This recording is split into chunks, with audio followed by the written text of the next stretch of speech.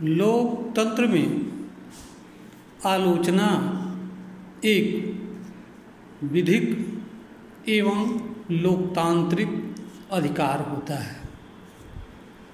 इसका उद्देश्य देश एवं जनता के हितों का संरक्षण करना होता है तथा देश की जनता को सत्य एवं उनके अधिकारों एवं हितों से जुड़ी चीज़ों को उनके सामने लाना होता है ताकि जनता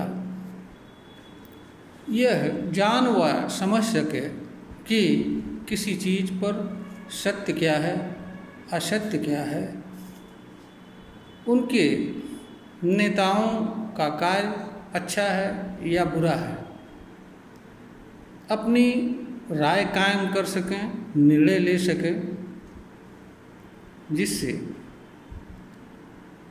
देश जनता के हितों की सुरक्षा हो सके, देश एवं जनता का सम्यक विकास एवं समृद्धि हो सके।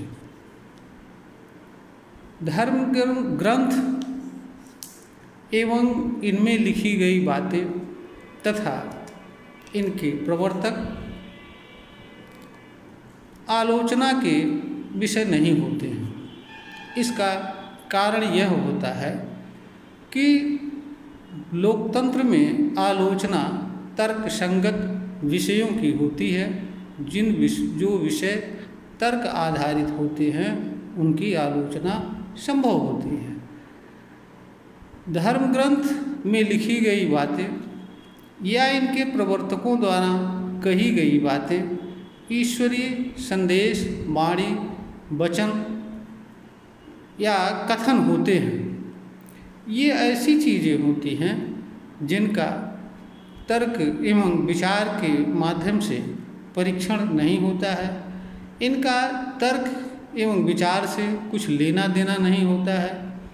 इनका आधार विश्वास होता है और इनके विश्वास का आधार इनके प्रवर्तक द्वारा बताई गई बात या इनके धर्म ग्रंथ में लिखी गई बात होती है। ये अच्छी होती हैं या बुरी होती हैं, यह विचार का विषय नहीं होती हैं और ना ही ये अनुमति देती हैं।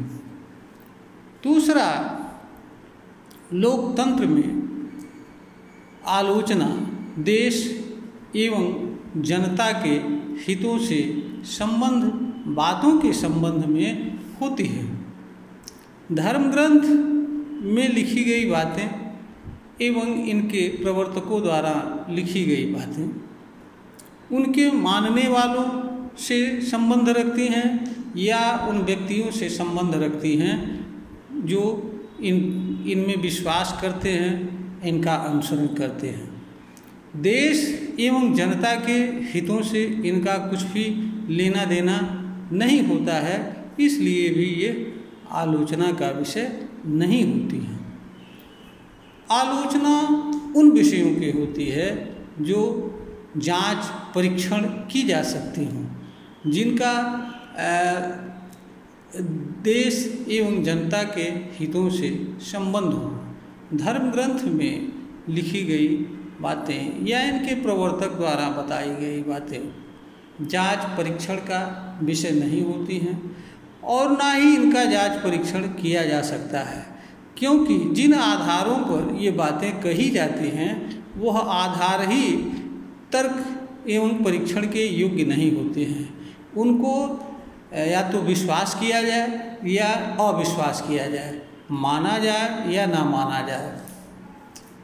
अगला जो कारण होता है वह यह है कि धर्म आलोचना जनता को जागरूक करने के लिए, उसके हितों को बताने के लिए किया जाता है। आलोचना जो है इसलिए की जाती है कि ताकि जनता को किसी बात एवं चीज़ के बारे में और ऐसी बात जो उसके अधिकार एवं हितों से संबंध रखती है उसको ठीक ठीक तरह से जानकारी हो जाए, ताकि वह अपने लोकतांत्रिक अधिकारों का सम्यक रूप से चुनाव कर सके एवं अपने द्वारा चुने जाने वाले नेताओं के विषय में उचित राय कायम कर सके, उचित निर्णय ले सके, जिससे उन्हें अच्छा प्रतिनिधित्व प्रदान करने वाले लीडर मिल सकें। धर्म ग्रंथ में जो भी बातें लिखी गई होती हैं या बताई गई होती हैं, वह किसी वर्ग एवं समुदाय का व्यक्तिगत मामला होता है। यह देश एवं जनता के अधिकारों एवं हितों से इनका कोई लेना देना नहीं होता है। धर्म ग्रंथ में सुधार व परिवर्तन की कोई व्यवस्था नहीं होती है, क्योंकि यह मानकर चलते हैं, यह बताकर चलते हैं कि यह जो बातें इनमें लिखी गई हैं या इनके प्रवर्तक द्वारा जो बातें बताई जा रही हैं वह पाक हैं, पवित्र हैं और इसमें किसी तरह की कोई कमी नहीं है। अब यह बात उसके मानने वाले पर निर्भर करता है कि वह माने या ना माने। इनमें सुधार एवं परिवर्तन की कोई गुंजाइश नहीं होती है, इसलिए भी ये आलोचना का विषय नहीं होते हैं। अगली जो बात है वह यह कि धर्म ग्रंथ में लिखी गई बातें एवं इनके प्रवर्तकों द्वारा बताई गई बातें इनके मानने वालों के भावना से जुड़ी होती है, विश्वास से जुड़ी होती है और इसी आधार पर यह लोग इनका पालन करते हैं। इनसे इनकी अच्छाई बुराई, इनमें कमी क्या है, इनसे इन लोगों का कुछ भी लेना देना नहीं होता है। इसे ये अपनी मान प्रतिष्ठा, अपनी हैसियत, अपनी मर्यादा से जोड़कर चलते हैं। इसलिए इनकी आलोचना से इन पर कोई असर नहीं पड़ता है। इनकी आलोचना से इनको ऐसे लगता है कि जैसे इनके साथ कोई बहुत बड़ा अन्याय व जुल्म हो रहा हो, और ये अपनी भावना को आहत मानते हैं। इसलिए ये एक साथ विरोध प्रदर्शन पर उतारू हो जाते हैं और मारपीट इससे होती है, इससे अनावश्यक विवाद होता है। अगला जो कारण ये है, भारत एक लोकतांत्रिक देश है। एक नेशन के रूप में भारत का कोई धर्म नहीं है। यह सभी धर्मों के साथ एक समान व्यवहार की बात करता है। यह एक सेकुलर देश है। सेकुलर देश का अर्थ होता है कि धर्म का अपना कोई मजहब व विश्वास नहीं होगा। यह सभी धर्मों के साथ एक समान व्यवहार करेगा। भारत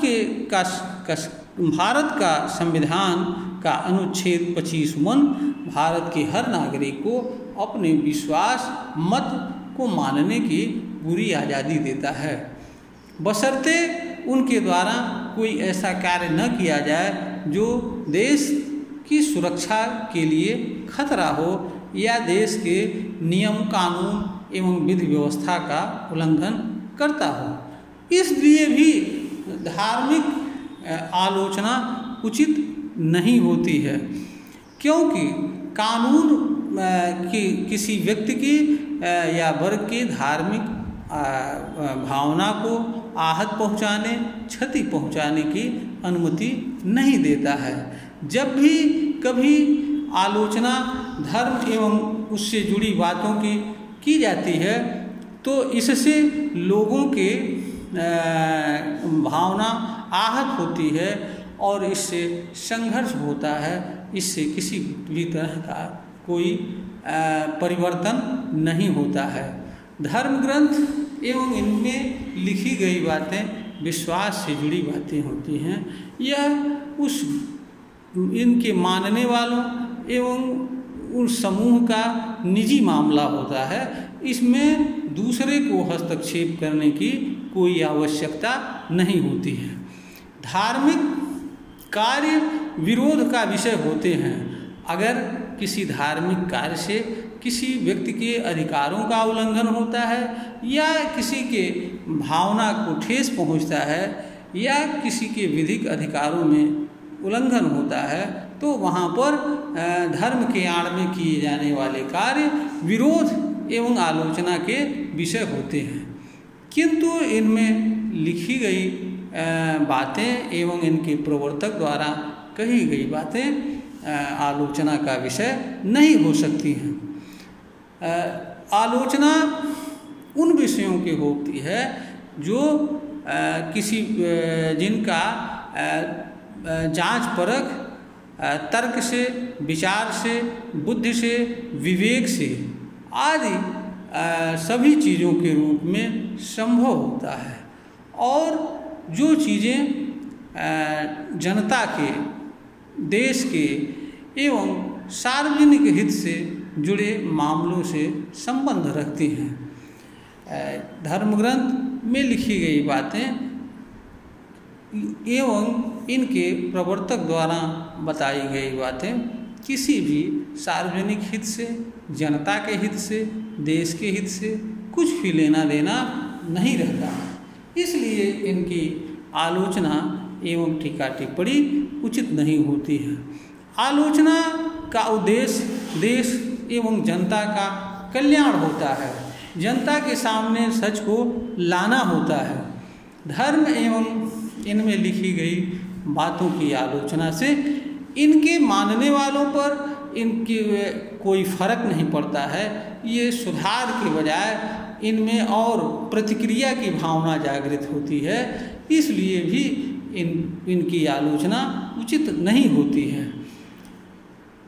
उपरोक्त निष्कर्षों के आधार पर यह कहा जा सकता है कि धर्म ग्रंथ में लिखी गई बातें एवं इनके प्रवर्तक द्वारा बताई गई बातें आलोचना का विषय नहीं होती हैं और इनकी आलोचना होनी भी नहीं चाहिए, क्योंकि जिस विषयों की आलोचना से किसी तरह का बदलाव ना हो, देश एवं जनता का कोई हित ना संबंध रखता हो, इससे देश व जनता को कोई फायदा न होने वाला हो, ऐसी चीज़ों की आलोचना निरर्थक व व्यर्थ होती है। और ऐसी चीज़ें जिनकी आलोचना से शांत देश एवं जनता की सुरक्षा भंग होती हो, शांति भय होती हो, देश एवं जनता में अशांति का वातावरण पनपता हो, ऐसी चीज़ों की भी आलोचना नहीं होनी चाहिए। आलोचना जन कल्याण के निमित्त की जाती है, देश के कल्याण के निमित्त की जाने वाली चीज़ होती है। यह किसी की कमियां गिनाने और किसी पब्लिसिटी पाने और जल्द से जल्द समाज में स्थापित होने के लिए किया जाने वाला कार्य नहीं होता है। आलोचना का उद्देश्य जन कल्याण होता है। जिस आलोचना से जनता का व देश का कल्याण न होने वाला हो, ऐसा आलोचना विधि सम्मत नहीं होता है और ऐसे आलोचना की अनुमति नहीं दी जानी चाहिए। यह वीडियो ज्ञानवर्धन हेतु, जन चेतना को जगाने हेतु तैयार किया गया है, प्रेषित किया जा रहा है। श्रोता को अगर ज्ञानवर्धन योग्य प्रतीत होता है, इसे लाइक करें, सब्सक्राइब करें, शेयर करें।